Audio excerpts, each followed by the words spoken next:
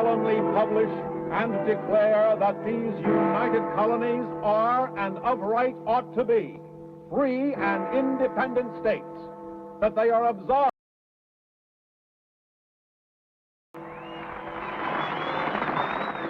When the delegates to the Second Continental Congress adopted the Declaration of Independence, they had reason for confident optimism.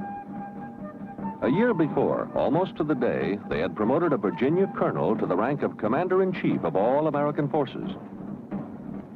This new general would become familiar to history wearing the blue and buff uniform of the Continental Army. In March, George Washington triumphantly evicted the British Army from Boston. Patriots cheered, and Tories wept bitterly when 7,000 British troops abandoned the city and sailed away to Nova Scotia.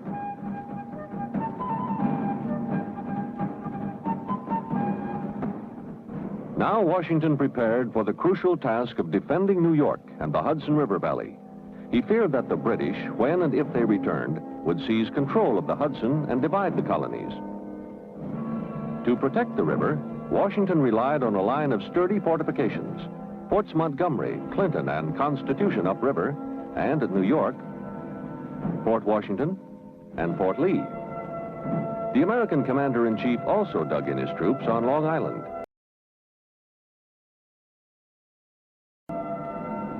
The Yankees watched as only 3 British warships sailed into the lower harbor. But 4 days later, 45 additional sail peppered the horizon. The next day, 82. On July 12th, a fleet of 150 ships. Accompanying them, 10,000 sailors, 32,000 professional soldiers, committed to capturing the Hudson and crushing the American rebellion with one violent blow. To oppose them, an inexperienced army of 19,000, scant field artillery, and no navy to defend the miles of New York coastline. The Battle of Long Island was a bloodbath. August 27, 1776. Said General Washington, "Good God, what brave fellows I must this day lose." The retreating Americans would have been captured there and then if Howe had followed up his victory and stormed the American camp at Brooklyn. His failure to take full advantage of the collapse of the American army on Long Island enabled Washington to evacuate his troops. The brave fishermen of Salem and Marblehead, Glover's famed web-footed infantry, rode them to Manhattan. Nevertheless, Howe was knighted by George III for his stunning humiliation of the upstart General Washington. From then on, it was a pitiless retreat along the banks of the Hudson itself. At Kips Bay, the Americans panicked and ran without firing a shot. The British buglers sounded tally-ho, as if this were mere sport. The Yankees fought courageously at Harlem Heights, but still they were driven on. Finally, at White Plains, the Americans turned at bay and forced Howe's regulars to abandon their chase. But even as he watched the British withdraw to the southwest, Washington feared now they must surely invade the Jerseys and press their attack toward the colonial capital, Philadelphia. On Manhattan Island, surrounded by British on 3 sides, the Americans still had a foothold at Fort Washington and its companion on the west bank of the Hudson, Fort Lee. If Howe did invade the Jerseys, he would have strongholds to his rear.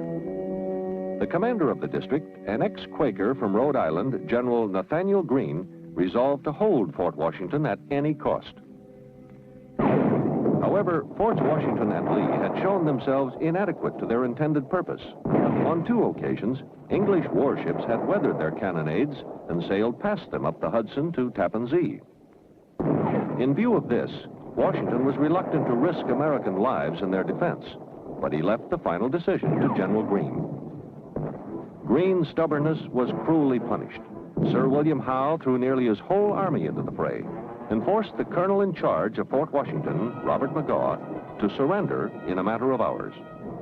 Greene and Washington watched from Fort Lee across the river as nearly 3,000 of their finest troops became prisoners of the British. Fort Lee would be the next target. During the months of its existence, it had become a major depot for arms and supplies. Washington ordered Greene to evacuate the fort with all possible speed. The tactical problem facing the British apparently was insoluble. For miles, the Jersey Bank rose sheer out of the waters of the Hudson in a line of rocky cliffs, the Palisades. Pierced by only a few passes, and these barely wide enough to permit the advance of marching columns. In the defiles, the British might easily be blocked by a handful of American infantrymen. But Charles, Lord Cornwallis, the general to whom Howe handed this challenge, learned from a Tory sympathizer that the Americans had left undefended one small landing 6 miles above Fort Lee. This spot, a tiny clearing on the riverbank, was called Closter Dock. It was ignored by the Americans simply because its path seemed impossibly steep and narrow for artillery or a large body of troops. Cornwallis disagreed with their assessment. On the night of November 19th, 3 days after the capture of Fort Washington, he marched from New York with 5,000 men. The following morning at dawn, he began to ferry them across the Hudson. By 9 a.m., the British were safely at Closter Dock Landing. They had crossed the mile-wide river in daylight, entirely unobserved and unopposed by General Greene. With luck, they might make good their brag and bag the old Fox Washington himself. For the commander-in-chief was in Hackensack with 3,000 men. The instant he learned of the British landing, at 10 o'clock, he galloped to Greene's headquarters. Both men realized that if Cornwallis seized the road to Newbridge, the route by which Washington had just come, there would be no possible escape. The men at Fort Lee would be trapped on Bergen Neck, surrounded by deep water. By 11 a.m., Washington was back at Liberty Pole Crossroads, expecting to see the British advance columns at any minute. But unknown to Washington, Cornwallis and his army were stalled. Unable to roll gun carriages up the narrow winding path, his men painfully dragged their heavy cannon to the top of the Palisades by sheer muscle power.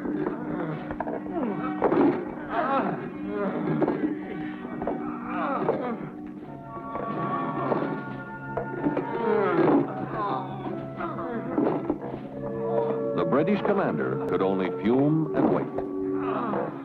For the next hour, Greene's men streamed along the road to Newbridge. 2,400 frightened men whose only thought was to escape the trap. Some fled into the surrounding woods. A few floundered across an arm of the Hackensack River bridge on time. By noon, when the British vanguard arrived at Liberty Pole, they found only a littered trail of guns and equipment, which the Americans had scattered behind. Our ragtag Continental Army, what the British called those ragamuffins, had managed to escape once again. But they had lost 24 badly needed cannon, 6 mortars, 1,000 barrels of flour, and perhaps most terrible of all, as winter weather closed upon them, 300 tents and all bedding and blankets. In the nearly 5 months since the Declaration of Independence, the American commander had failed to win a single major battle. He had been hounded from New York, and now he was being chased across the Jerseys. His losses were staggering.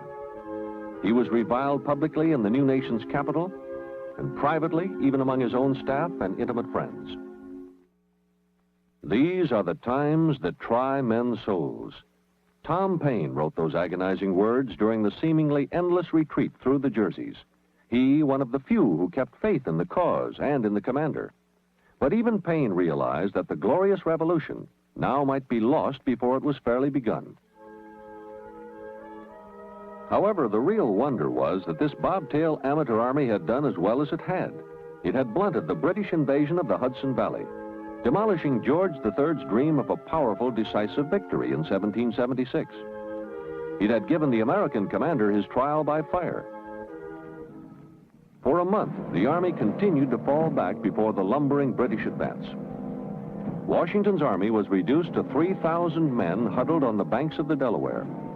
Washington stated his opinion succinctly. "Without reinforcements, I think the game is pretty near up." This time, Cornwallis agreed with his assessment. He too believed the war was as good as won. His lordship was loading his baggage aboard a British ship in New York Harbor, preparing to sail for home, when news reached him of an amazing incident. Apparently, there'd been some sort of surprise attack on Trenton. No doubt his lordship remembered the incident 5 years later, when at a small Virginia city called Yorktown, he refused to meet General Washington face to face. He did not need reminding that the old fox had learned to fight back.